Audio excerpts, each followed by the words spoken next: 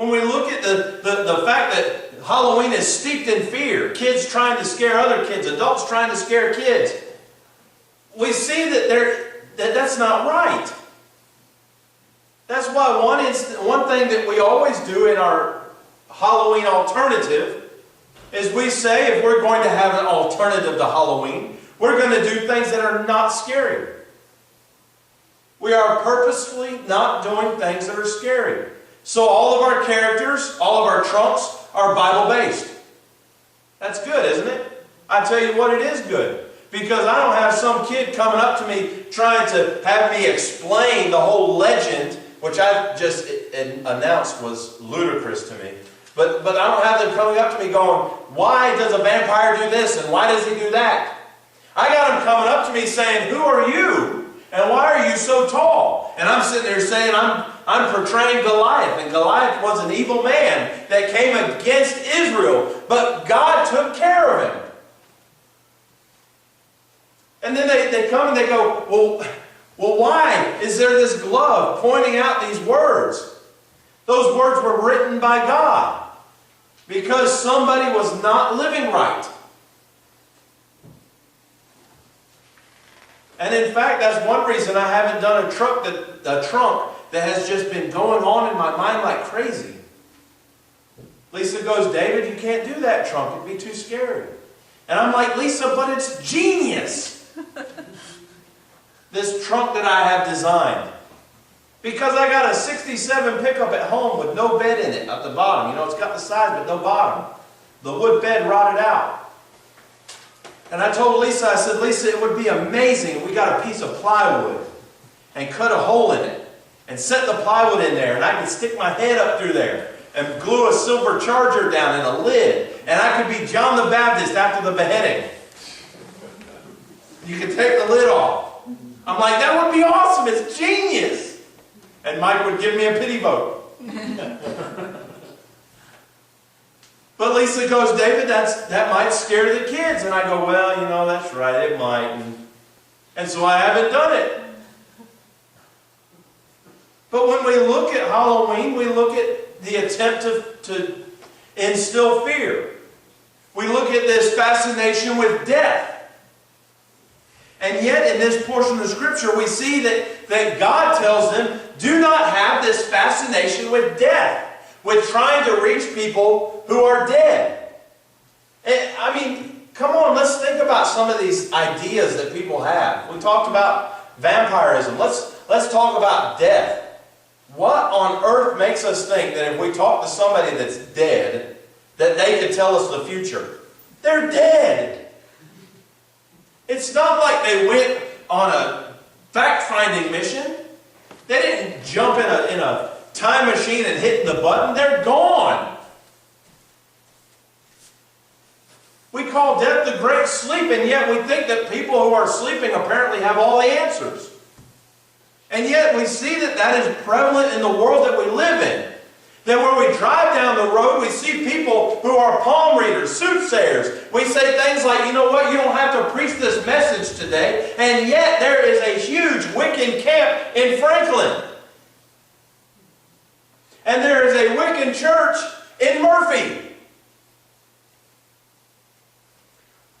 We say things like Halloween is okay, and yet we see that all the things that Halloween portrays as good and right is being portrayed also by Disney and all the other shows that are on TV. And we wonder why on earth our kids are running after it. Why they're sitting here saying that I can do this and I can do that. For Pete's sake, 2 years ago, the hottest board game ever, or the hottest board game that year, was the Ouija board. We went to a church youth event, and the youth pastor's wife brought out a Ouija board to play with. And you sit here and say, well, why aren't we preaching this? Why aren't we talking about this? When in all honesty, it is prevalent even in the church. For Pete's sake, Saul himself went to a diviner and asked her to call up Saul. Saul went and had him call up Samuel. And so we see that that which was prevalent then is prevalent now. And that which was talked about then needs to be talked about again. And we need to understand the root of it. And we need to understand what it is, because I'm telling you, it is being perpetrated on the whole world right now. And kids are thinking it's okay. I told you one time that my nephew came home from school with the assignment that he was supposed to make up a potion. Because they had been reading the Harry Potter books, and so he was supposed to concoct a potion, make up these weird ingredients, and bring it home. That was his homework. And yet our schools sit there and say, no God in our schools. They cannot pray, but they can make a potion. They can't pledge allegiance to the to the American flag because it says in God, but yet we can come up with this cantation, write it out. And yet we wonder why on earth we see witchcraft so prevalent in the schools today, why we see murder so prevalent in the schools today, and why we see all of this attacking it like crazy every single day. There used to be a day when the worst thing that happened at school was that a fight broke out and 2 kids walked away with a black eye.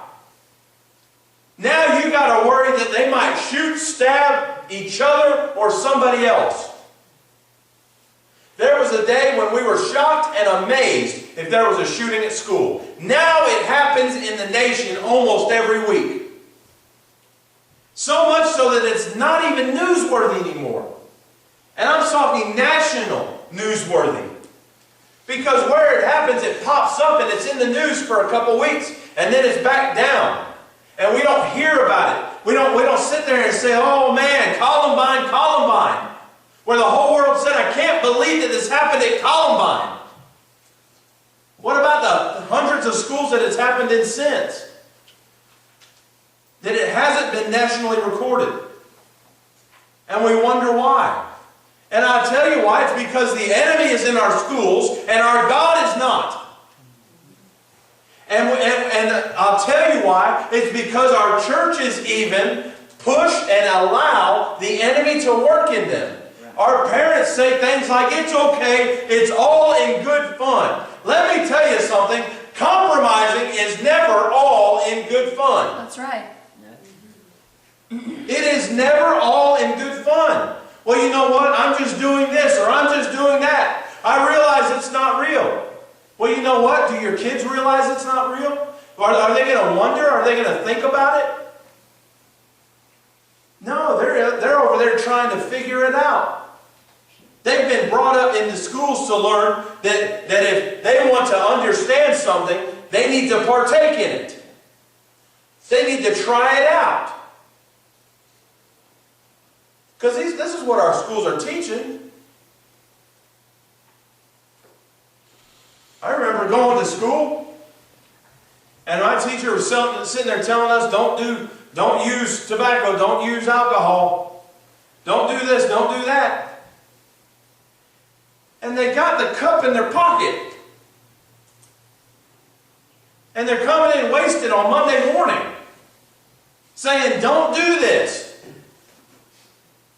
And we're sitting there saying, well, why not? And then they're basically like, well, you might get addicted like I am. And so they take that, and they take what everything else is, experiment, experiment, experiment, and they go on experimenting. And then they say, well, you know what?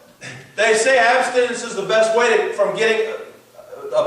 keep from getting an STD. But I want to know what it is, and so I will experiment. And then it goes on to this. They say Halloween is just for fun, and they say that all this stuff isn't real, but I don't know. I want to experiment.